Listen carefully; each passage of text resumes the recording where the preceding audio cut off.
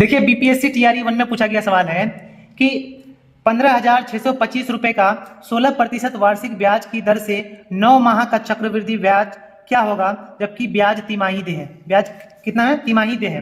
अगर हम लोग मूलधन देखें, मूलधन कितना दिया हुआ है, तो मूलधन दिया हुआ है 15,625 रुपए का, और ब्याज कितना है, तो ब्याज का दर है 16% का। दर कितना है? 16% का है। लेकिन बोला है कि ये जो दर दिया हुआ है ये तिमाही है। क्या है? ब्याज को तिमाही दिया जाता है। तो जब हम लोग दर को तिमाही में अगर कन्वर्ट करते हैं तो 16% को हम लोग पहले महीने में कन्वर्ट कर लेते हैं 12 से भाग करके, और तिमाही में कन्वर्ट करने के लिए 3 से यहाँ पे गुना कर देंगे। ठीक है, तो 4 से काटेंगे, 4 चौके 16 हो जाएगा, और 4 तिया 12 हो जाएगा। ये 3 आपस में कट गया, तो दर कितना आया? 4% का दर आया। ठीक है, तिमाही दे है और 9 माह में देना होगा, तो 9 माह में कितना बार दिया जाएगा, यानी हमारा जो समय होगा वो 3 बार हो जाएगा। कितना बार हो जाएगा? 3 बार, क्योंकि 3 माह में 1 बार देना है, तो 9 महीने में 3 बार दे हो जाएगा। अब देखिए जो रेट है वो 4% का है, तो हम इसको लिख सकते हैं कि 4/100। जब आप इसको काटिएगा तो क्या हो जाएगा? 1/25 हो जाएगा। इसका मतलब हुआ कि 25 रुपए में 1 रुपए का ब्याज देना है, यानी कि मिश्रधन हो जाएगा 26 रुपए का। 26 रुपए का मिश्रधन हो जाएगा और 25 रुपए का मूलधन हो जाएगा।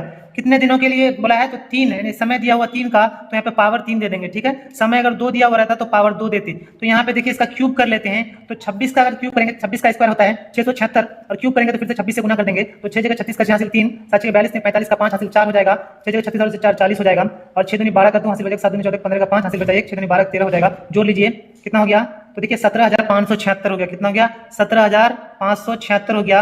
और अगर 25 का क्यूब कीजिएगा तो 25 का क्यूब होता है 15,625। तो देखिए मूलधन कितना है?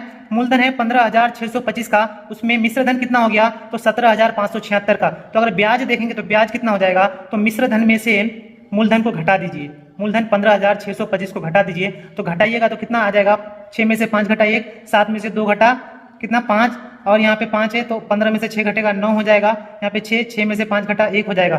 तो देखिएगा कितना आंसर आ रहा है? 1951 रुपए का ब्याज बन रहा है। 1951 देखिएगा यहाँ पे ऑप्शन 20 का करेक्ट आंसर हो जाएगा। ठीक है।